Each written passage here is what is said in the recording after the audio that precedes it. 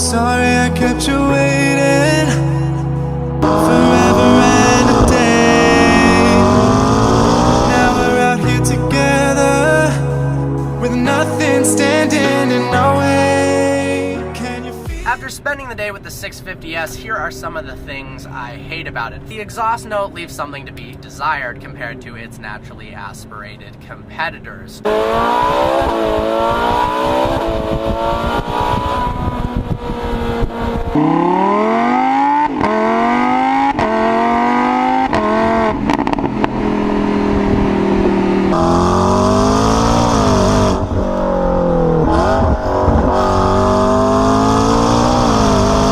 Turbos affect the induction noise as well as the exhaust note. The impellers in the turbos cause the noise in the induction and the exhaust to be a little bit muted and softer. It also causes it to be more sinusoidal in nature, which causes this more smooth exhaust note instead of the more aggressive or piercing in terms of the Lamborghini V10 or the 458 V8. Now, with an aftermarket exhaust, they fixed the loudness issue, but it's not as good, in my opinion, as either of the Italian rivals.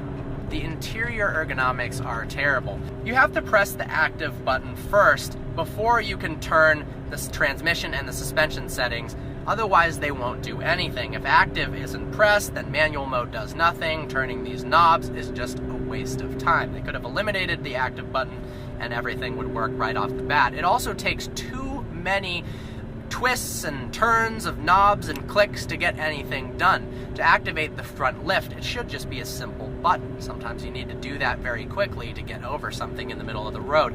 Instead, you have to push the stock away from you, push to the left, push towards you to select vehicle lift, you push up to raise it up, but it's just too complex. They should have made a lot of things simpler. Another complaint a lot of McLaren owners have is the iris system crashing, just performing poorly in general.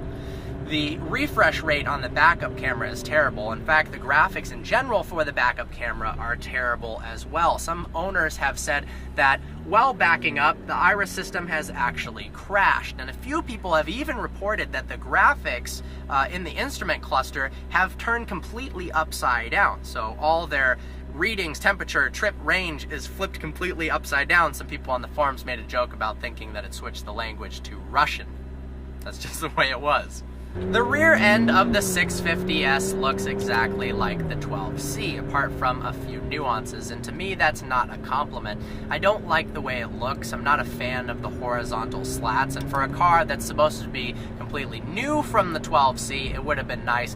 I love the refreshed frontal styling. It'd be cool if they did something with the back. I know they're capable of designing a gorgeous car in the rear. Look at the P1, for instance, and I actually quite like the rear of the new 570S. Not a fan of the rear styling on the 650S. The interior of the 650S is a bit boring compared to its Italian counterparts. Yes, there's nice Alcantara and carbon fiber, but they didn't really do anything crazy with the design. Now, McLaren, it's usually more simplistic, but I think they could have done a lot more with the interior, especially some of the hexagonal design cues in the Huracan make it seem a step above the 650S, and especially with some of the ergonomic difficulties. This is a brilliant driver's car, but the interior, not a huge fan. Well, there you have it. The 650S is a brilliant car, but nothing's perfect, so there are some of the things I hate about it. I hope you found this video informative. Like always, please browse our channel and subscribe. Like us on Facebook, follow us on Instagram. Look forward to seeing you next video.